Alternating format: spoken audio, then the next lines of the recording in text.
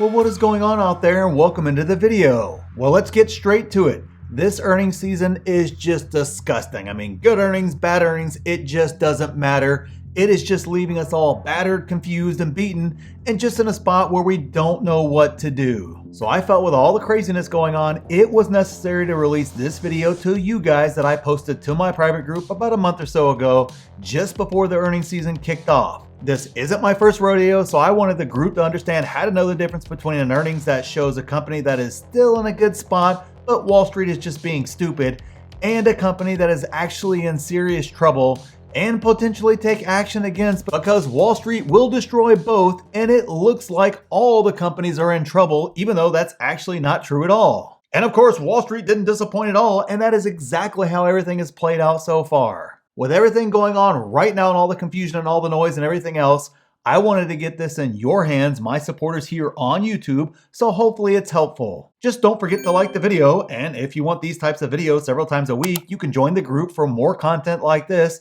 that I don't have to make around the stupid YouTube algorithm and all that other crap like that. And yes, it's true, just click this video right up here for all the details, but I am ending the perpetual sale for my private group very soon, forever, for real this time, so don't miss your discounted price. But thank you guys as always for your continued support here on YouTube, and let's jump into this video.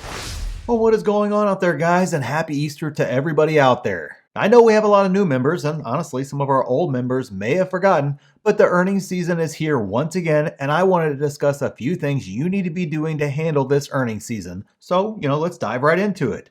And the first thing is, do not try to time earnings or play games with what the stock will do after the earnings or anything like that. A stock is never more manipulated or moves more irrationally than around earnings. That's just the honest truth, guys.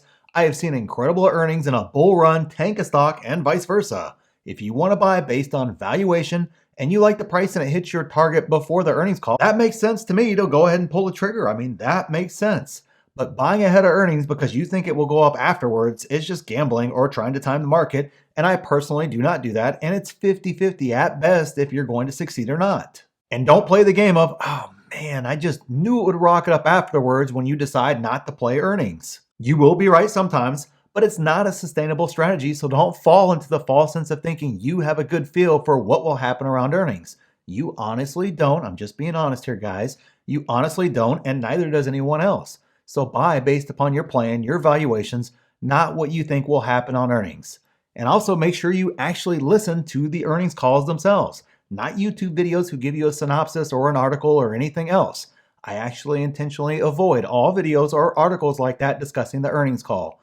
I want to hear what the company says, not somebody else's opinion or interpretation or, kind of cherry pick sections that make for a good article or a very clickable video or whatever. When you are creating content, you pick what will get clicks and try to do the best you can to make it as helpful as possible too. It's kind of a balancing act for all creators, even good ones who mean well and legitimately want to help investors. They still have to kind of balance that.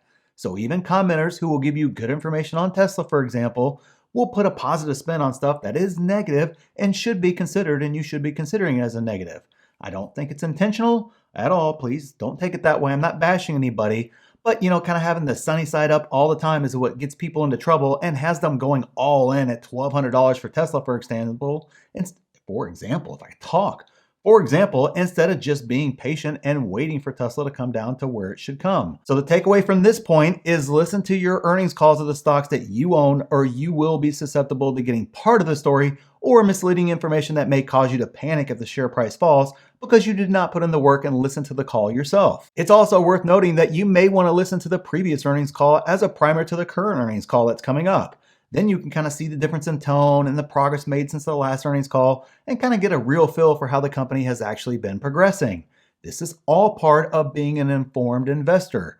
Get used to listening to earnings calls on your drive into work or on break or while doing cardio at the gym or anytime you can get a free moment. Or, instead of watching Dancing with the Stars or whatever your vice is at night, no judgment here if that is, but instead of doing that, listen to the earnings calls. I can promise you a Saturday morning getting up early with a notepad and a pen and listening to a handful of earnings calls will pay huge dividends in your investing. The final point I want to make is to decouple kind of the earnings call from the share price action afterwards.